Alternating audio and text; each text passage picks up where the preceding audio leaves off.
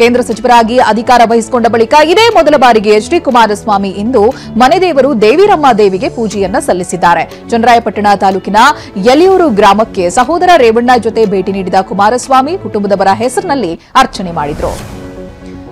ಜಾಮೀನು ಪಡೆದಿರುವ ನಟ ದರ್ಶನ್ ತಮ್ಮ ಮೈಸೂರಿನ ಫಾರ್ಮ್ ಹೌಸ್ನಲ್ಲಿ ವಿಶ್ರಾಂತಿಯಲ್ಲಿದ್ದಾರೆ. ಬೆನ್ನು ನೋವಿನಿಂದ ಬಳಲ್ತಾ ಇರುವಂತಹ ದರ್ಶನ್ ಮತ್ತೆ ಚಿಕಿತ್ಸೆ ಪಡೆಯುವಂತ ಸಾಧ್ಯತೆ ಇದೆ ಅಂತ ಹೇಳಲಾಗ್ತಾ ಇದೆ.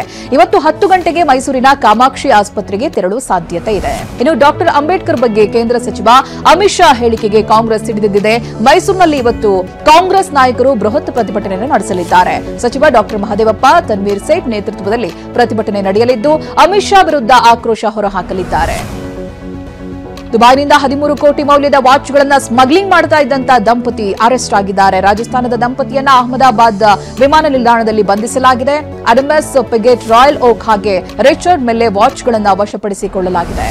ಫೆಬ್ರವರಿಯಲ್ಲಿ ನಡೆಯಲಿರುವಂತಹ ಚಾಂಪಿಯನ್ಸ್ ಟ್ರೋಫಿಯ ತಾತ್ಕಾಲಿಕ ವೇಳಾಪಟ್ಟಿ ರಿಲೀಸ್ ಆಗಿದೆ. ಫೆಬ್ರವರಿ 20ರಂದು ಭಾರತ ಬಾಂಗ್ಲಾದೇಶ ನಡುವೆ ಮೊದಲ ಪಂದ್ಯ ನಡೆಯಲಿದೆ. ಇನ್ನು ಫೆಬ್ರವರಿ 23ರಂದು ಭಾರತ ಪಾಕಿಸ್ತಾನ ತಂಡಗಳ ನಡುವೆ ಹೈ ವೋಲ್ಟೇಜ್ ಪಂದ್ಯ ನಡೆಯುವಂತಹ ಸಾಧ್ಯತೆ ಇದೆ ಅನ್ನೋ ಬಗ್ಗೆ ವರದಿಯಾಗಿದೆ. ಚಾಂಪಿಯನ್ಸ್ ಟ್ರೋಫಿ ಹಾಗೂ ಭಾರತ ಪ್ರವಾಸದ ಟಿ20 ಸರಣಿಗೆ ಇಂಗ್ಲೆಂಡ್ ತಂಡವನ್ನ ಪ್ರಕಟಿಸಲಾಗಿದೆ. 2023ರ ಐಸಿಸಿ ಏಕದಿನ ವಿಶ್ವಕಪ್ ಟೂರ್ನಿಯ ಬಳಿಕ ಇದೇ ಮೊದಲ ಬಾರಿ ಇಂಗ್ಲೆಂಡ್ ಏಕದಿನ ತಂಡಕ್ಕೆ ಮಾಜಿ ನಾಯಕ ಜೋ ರೂಟ್ ಮರಳಿದ್ದಾರೆ.